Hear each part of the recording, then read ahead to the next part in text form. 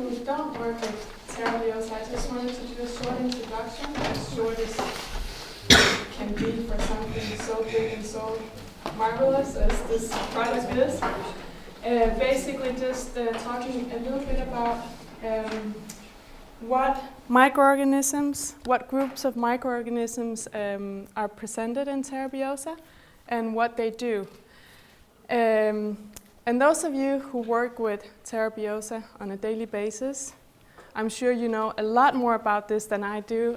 I actually feel a little bit shy about doing this presentation because I'm not an agronomist and I'm not educated for this specific area. So please, if I say something that's not correct, you're free to come and correct me afterwards. And please bear with me. So basically, the whole idea about using Terra Biosa in the soil in agriculture is that you inoculate the soil with beneficial microorganisms to improve the soil quality, to suppress pathogens, to suppress diseases, to increase the availability of nutrition from organic matter that are used by the plants. Research shows that when you do this kind of inoculation of an ecosystem, it improves the quality and health of the soil and the growth, production and quality of the crops. Kan jeg ikke få dig til at scroll?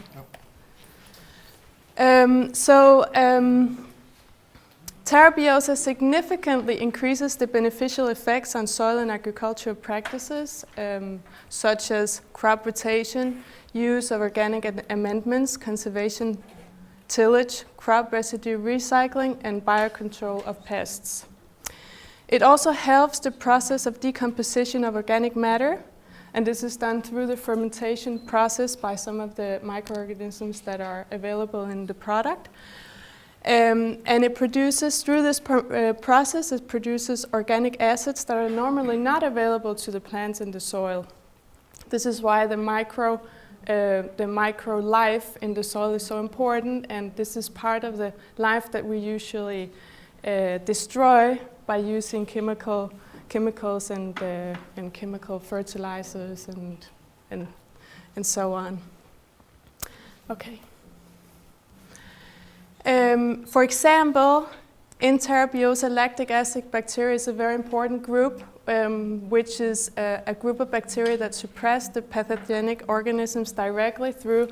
They have a very strong sterilizing compounds, and indirectly by promoting some of the other microorganisms in the product, such as the actinomycetes.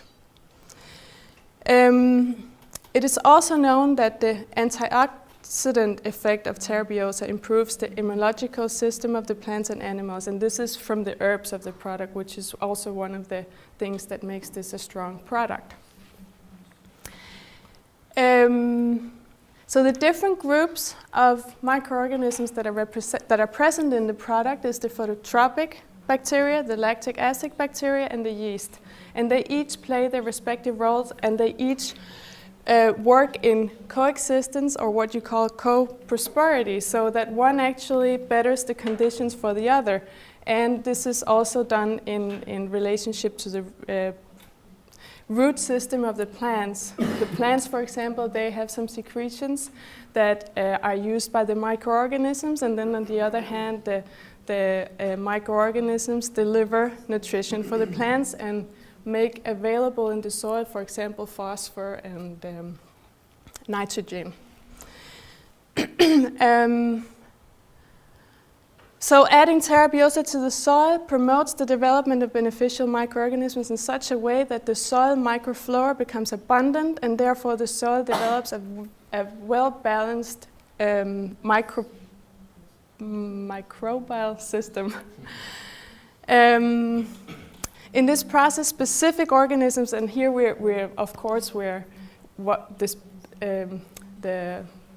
the organisms that we want to suppress are the pathogens and the damaging organisms. So on the one hand, the product suppresses these, and on the other hand, it has a symbiotic relationship with the plants and the root system of the plants. Yeah. The plant roots secrete substances such as carbohydrates, amino acids, organic acids, and active enzymes. And these are all substances that Terra Biosa uses for its own growth. And in return, Terra Biosa provides amino acids, nucleic acids, a variety of vitamins and hormones. And this creates this whole environment of coexistence. And what this does is, and we will see a picture later on, but what this does is that it actually strengthens the immune system of the plants. This is also seen in animal and in human beings, in such a way that when the plant is experiencing some kind of stressful period, such as dry periods, among other things, it has a better defense and a better survival possibility. Yeah. The first group, which is the photosynthetic, the group of photosynthetic bacteria, I will just do this really quickly because there's 15 minutes in the program and this takes a lot longer. It's a self-sufficient group of microorganisms that actually, using heat from the soil and sunlight, synthesize useful substances from the root secretions, which it makes development for the plants. And other microorganisms in the soil. So what we see is that, for example, the mycorrhizas, which are one of the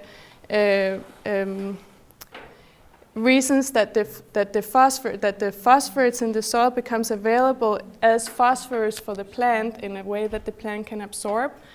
The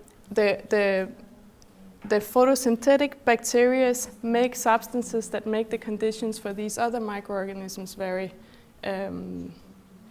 favorable.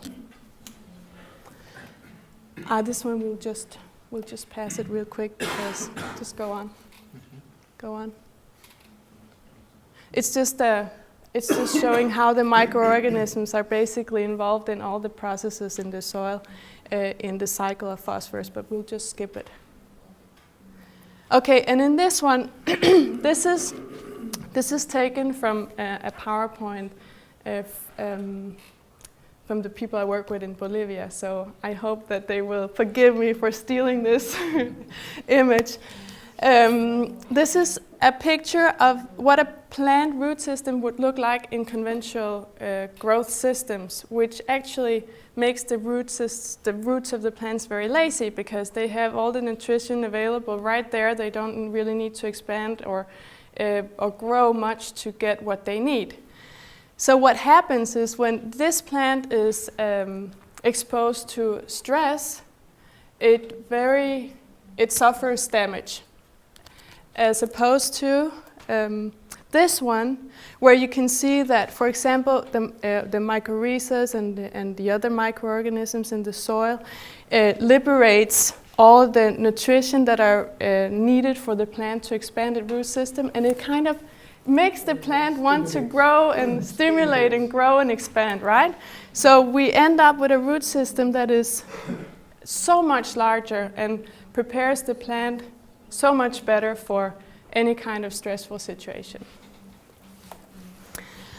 The lactic acid bacteria, they produce lactic acids from sugars and other carbohydrates developed by here again you see how the bacteria, they actually work together and one helping out the other one. It also has a strong sterilizing compound that suppresses harmful microorganisms, and it helps the decomposition of materials that are usually very difficult to decompose, such as linen and celluloses. I don't know if it's correctly pronounced. And this is done through a fermentation process. Yeah.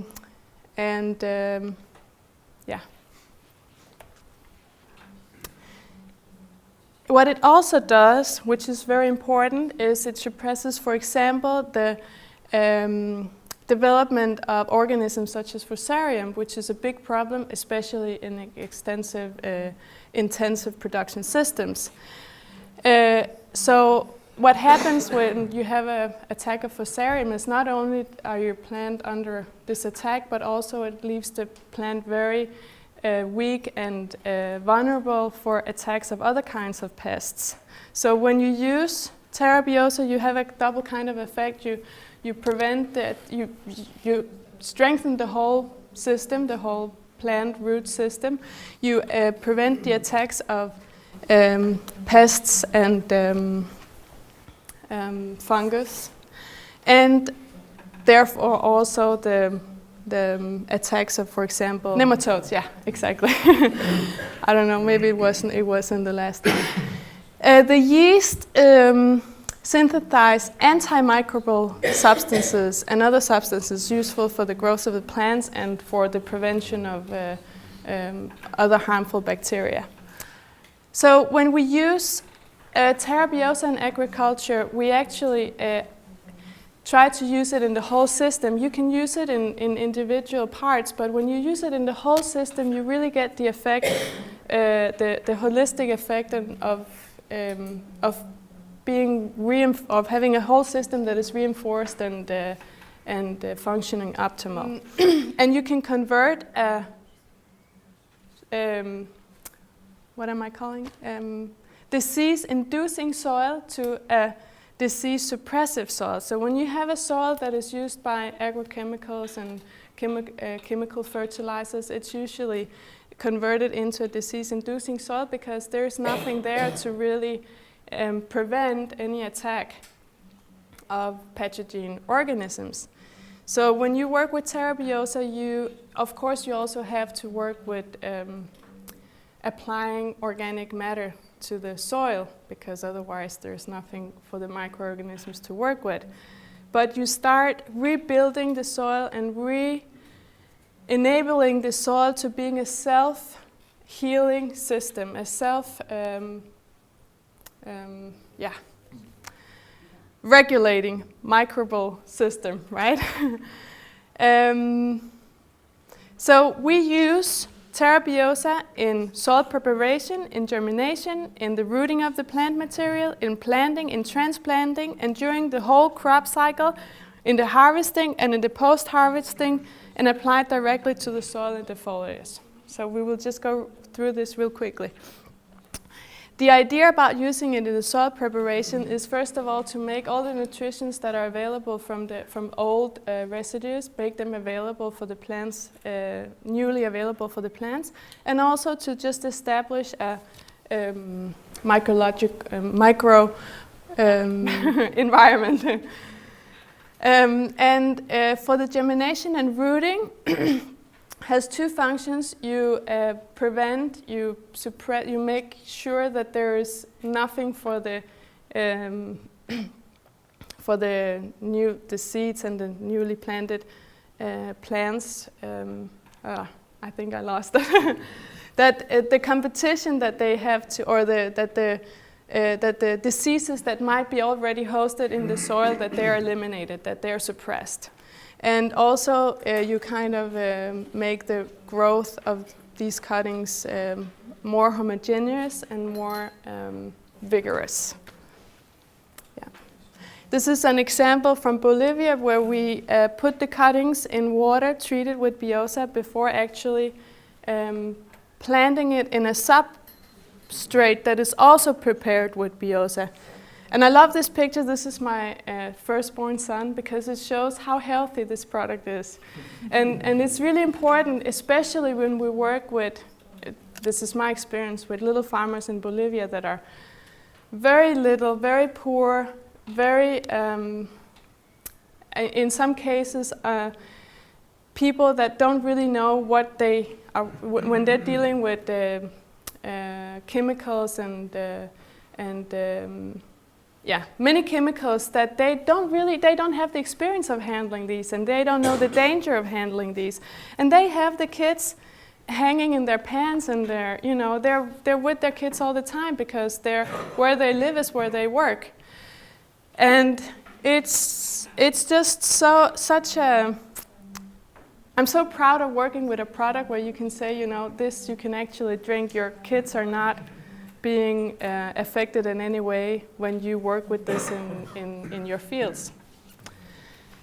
And this is an example of how much the root system is actually enlarged with the use of. When we took this off the ground, a lot of the roots were actually stayed on the soil because But you can kind of see over here how abundant the root system is in comparison to the control group. Then you use it in seeding and transplanting, and the idea is kind of the same and this I stole from you, Carlos. These pictures just to show how you can apply Biosa in the transplanting of the plant and secure the best conditions for growth.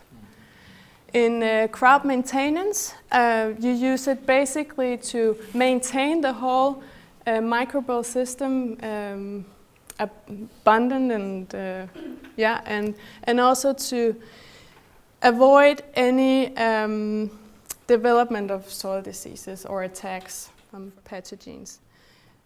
And in this case, you can either apply it on the soil directly or on the foliage. In this case, we're applying it on the foliage. This was technology that Martin has taught us with a special back sprayer that makes nebulization in such a way that the product actually gets under the leaves as well as above. It gets everywhere with this special back sprayer. Yeah. And in this case, it's just showed how we have applied Terra Biosa on a field, leaving all the residues of the previous harvest on the ground to incorporate it and use it as a fertilizer for the next. And then we use it for the preparation of organic fertilizers such as compost, bokashi, and liquid fertilizers. This is a biol, which is very common in South and Central America. It's not so known here, but it's a very ancient way of producing fertilizers that usually you use either the cow's intestines or you use milk to ferment the process. But milk in Bolivia, for example, with the people that we work with, is a very valuable nutritional supplement. So what you need to use to make this, you take from the kids. So this is a very good alternative in this connection. Yeah. The objective or the idea with using it for composting processes is to reduce the composting time, reduce the generation of offensive odors and pests, increasing the solubilization of nutrients. Yeah.